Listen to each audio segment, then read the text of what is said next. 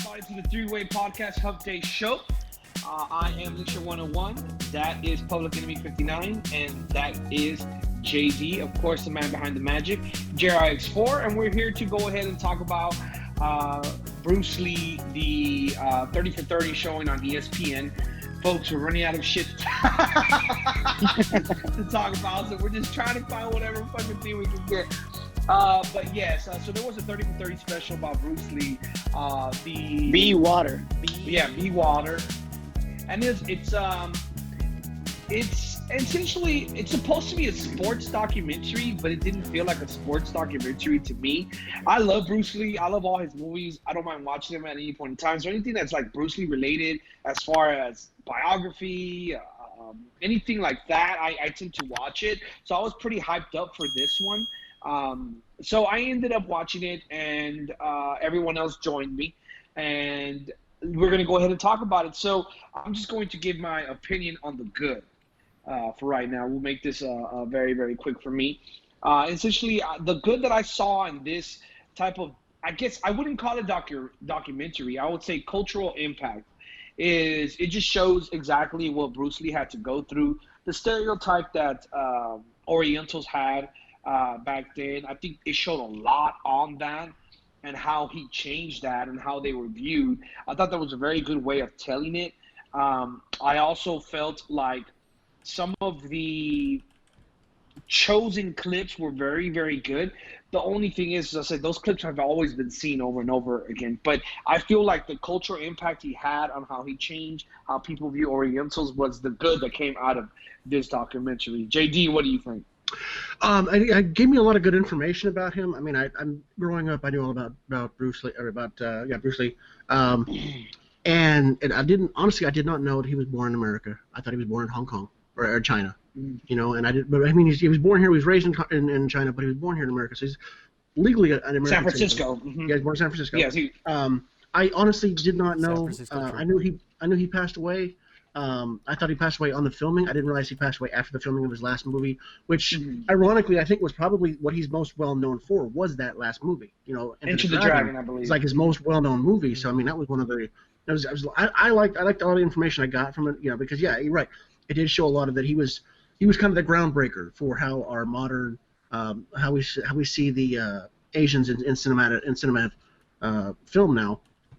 You know, because it was because of all the stuff that he pushed through, all the stuff that he did to try to bring, push that into our culture and make sure that people saw the Asians in a different light rather than what they had been seeing before. Yeah, and Los, what'd you get from it?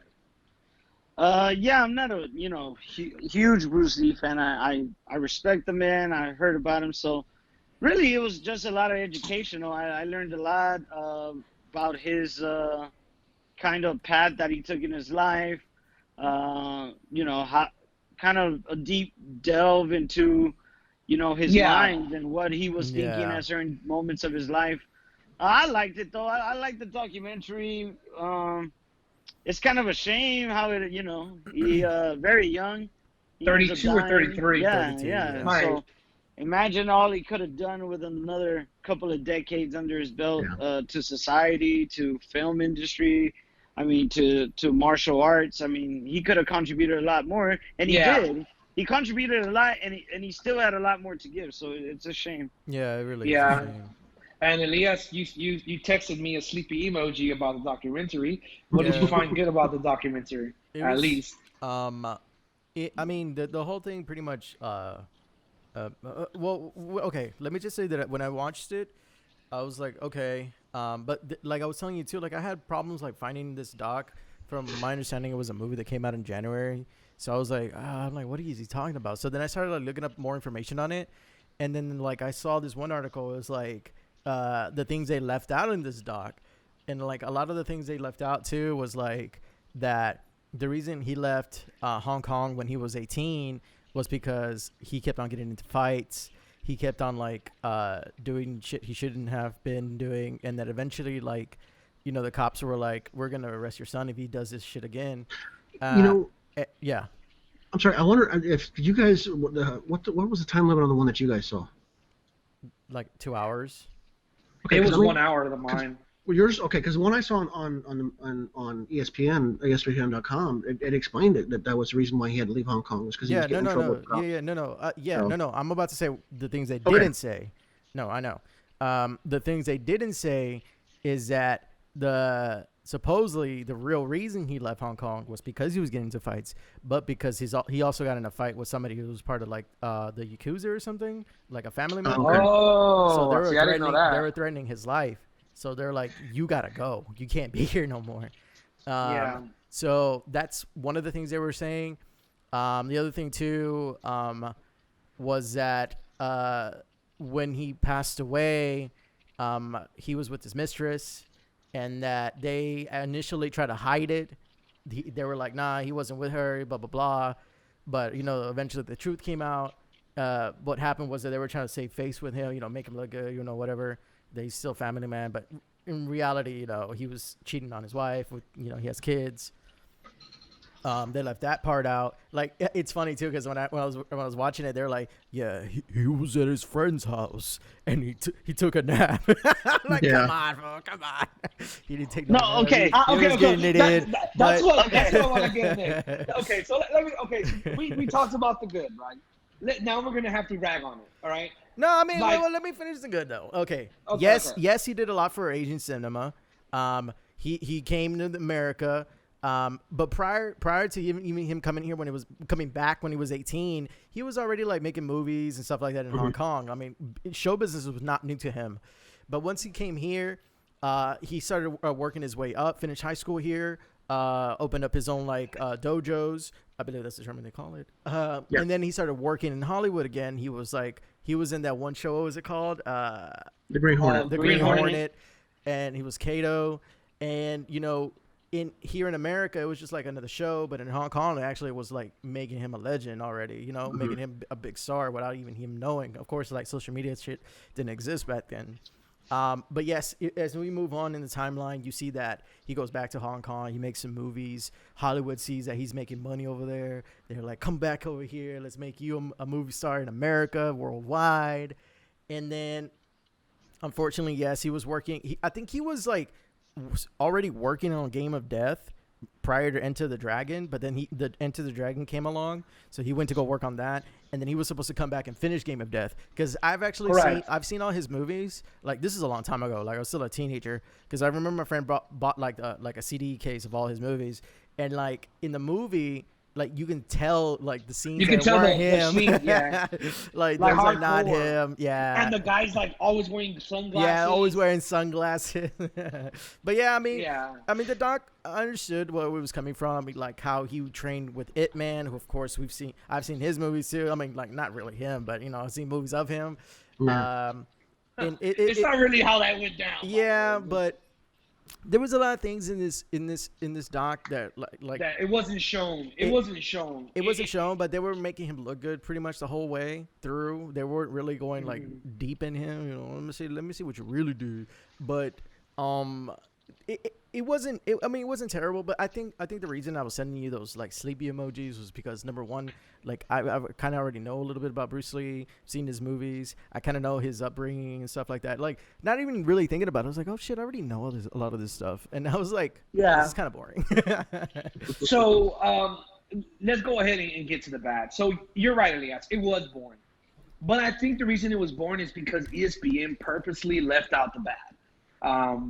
I think it would have been more interesting to show like his darker side on certain things, as you said, his mistress and things of that nature. That is still alleged. To be honest, even in the documentary, it's alleged. It's not really his mistress. Yeah. But another thing I didn't like about this documentary, it didn't show none of the people that they were talking about. Like all his friends, it would just show like a little writing, voice of this, voice of like, dude. Okay, They're all I get old that. as shit. They're all old Yeah. as shit. Yeah, No one they're wants to all see old. them on No, camera. but you saw them at the end though.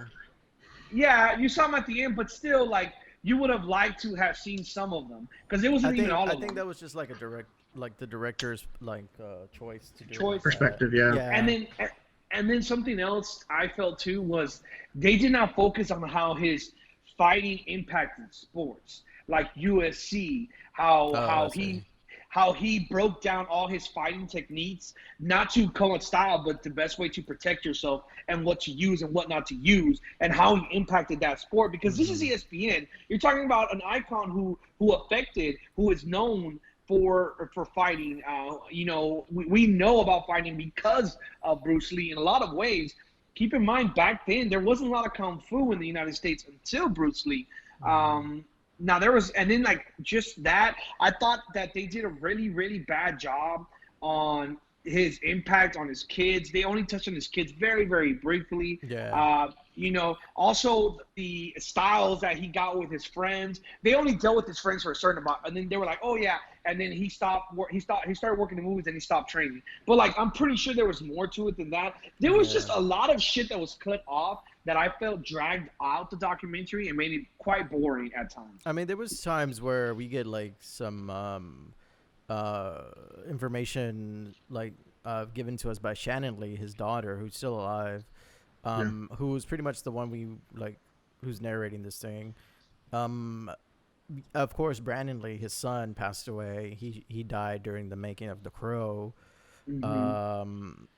I mean, I don't know. I mean, the doc was okay. It wasn't bad.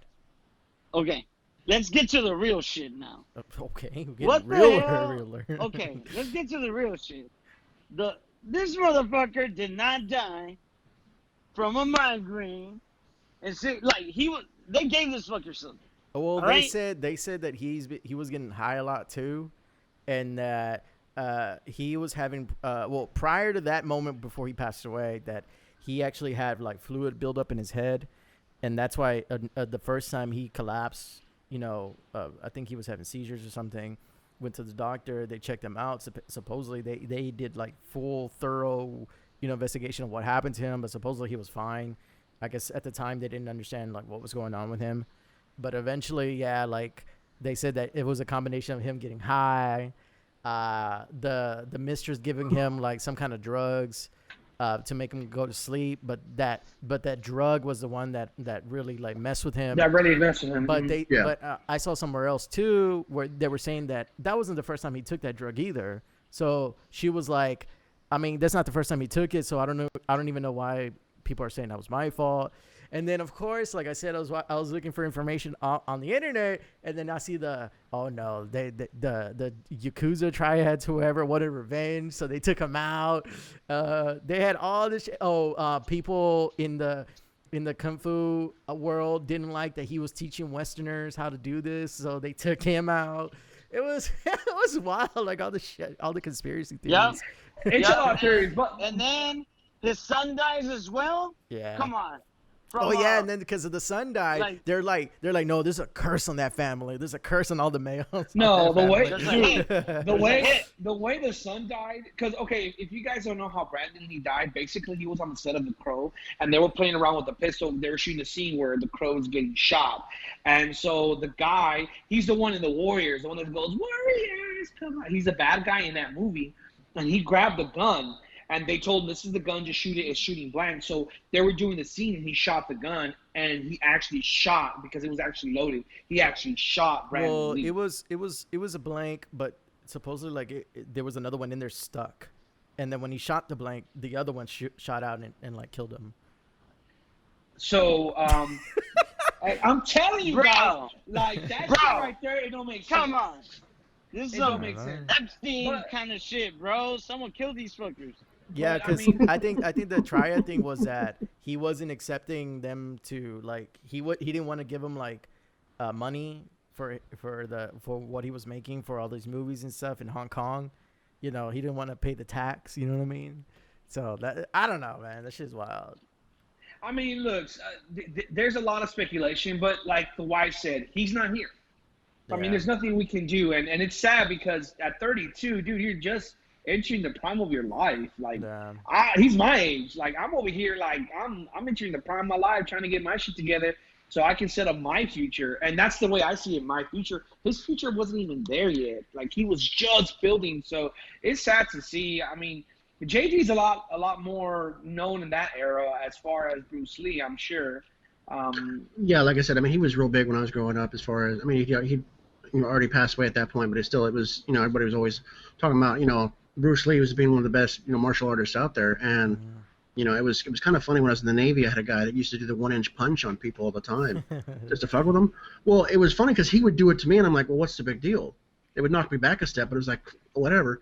He'd do it to guys that were like twice my size and make them cry, and I'm like, okay, maybe this actually is something worthwhile, Yeah. But it's just Bruce Lee really defined the whole different style of fighting. I mean, he designed, showed Westerners that it was more power came from your hips than just from your muscles or your arms. He did a lot of the doc is called Be Water, and the reason he was talking about water is because he didn't like the term style. He wanted to create a martial arts that was like free flowing, that wasn't like just stuck to one form or one style, and so you could adapt to your situations. It's more of like learning everything that's as much as possible from the different styles of martial arts, and like just boxing too. Boxing, different and sports, just anything with physical contact, contact sport. He was learning. He was adapting to his style of martial arts, and I thought that was super interesting. I think I like that aspect of him a lot. That he was forward thinking. He wasn't stuck like I only gotta do. I can only train in this one way. So this is the only way I'm gonna train anybody else. Like no, he was like no. There's so much out there, so much to learn. You can do different styles and put them together and make it work. Be like water. Water you put in a cup, it turns into a cup. Put in what he said. It was really like that really resonated with me. I was like that's really cool. Yeah, Let's all face. Let's be real. Mm-hmm. Let's get to the real shit. Oh god. again. How would Bruce Lee do in the UFC? If 30-year-old Bruce Lee shows up today in the I don't UFC, know. He was like featherweight. He was really little. Yeah, I don't think he would. I'm not saying he's fat, but for example, No, not fat. What I'm saying, he's Irish guy- small.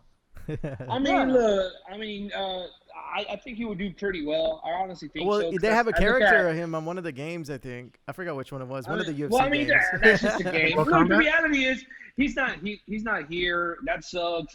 Hopefully, at the someone else comes around and Oriental who brings that back, like Jet Li, like Jackie Chan. Mm-hmm. It's been that whole genre of like kung fu movies is gone. Like I think the last good one I saw was probably Rush Hour 2, because the one with Jet Li came out before that. I don't think it's kung fu, but Well, you know what I mean. Like there's martial art movies. no. What I'm saying is that there is these guys. The Indonesian guy. I forgot his name. Yeah, I know what you're talking about. Like his forms fighting is really interesting too. He's had like several hits himself. I can't remember. I can't pronounce his name. I found it, but it's Ikouwais. Yeah. Okay, but his films are really interesting. Like if anybody wants to watch like I guess more current style of like fighting movies, whatever. Yeah. They're entertaining to watch. Go watch The Raid. Go watch. Yeah. What was the We other saw one? The Raid together, Elias. We saw The Raid together. There was another one that he did. Where like he it's had like the several. elephant. He had several movies that like a. Well, like I mean, Bruce Lee was the one that paved the way for these guys. Mhm. So hopefully it makes a comeback once again. Bruce Lee's one of my favorite people. I love watching his old movies. He had style back then, man. A lot of that style, like that yellow jumpsuit, that bumblebee jumpsuit, it was pretty cool. He was like. right. Yeah, so I mean, he had that style. He brought a different charisma to the screen. So he's gonna be. He is sorely missed as far in regards to that. His son is too. I think his son would have been a star as well from watching The Crow.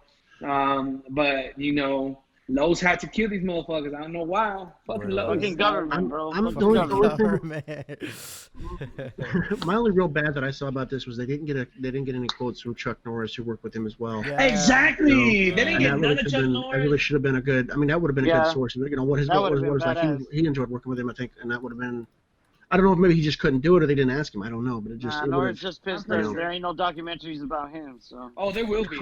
Oh, there will. Chuck Norris is a bad motherfucker. Texas Walker. Well, Ranger, it's bro? it's Oh, it's the only there's gotta be documented a doc, footage of Chuck 100%. Norris getting beat. So Yeah, there will be.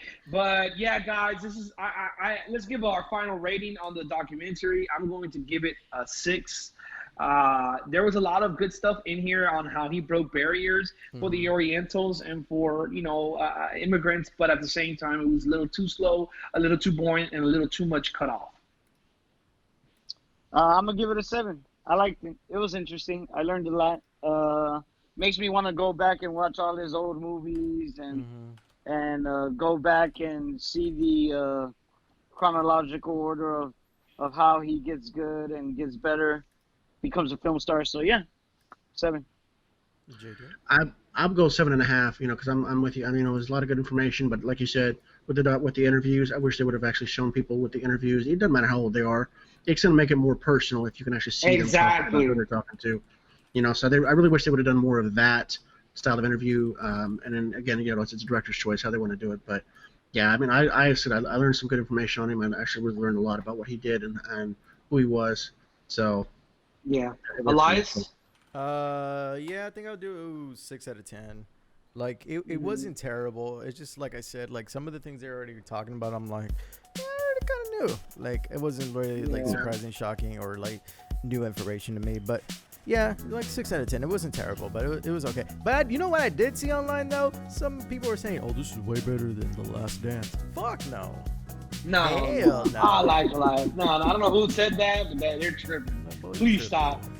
Well, thanks for watching, guys. Please like and subscribe. Ring the bell below. We're on Anchor, Spotify, iTunes. Also follow Jerks' Twitch stream. He's always twitching. Yeah, Los' porn video on Pornhub. Of course. OnlyFans.com/public and JD's OnlyFans. Yeah, all right, guys. All right. Well, thanks for watching. Appreciate it. Peace out. Bye-bye.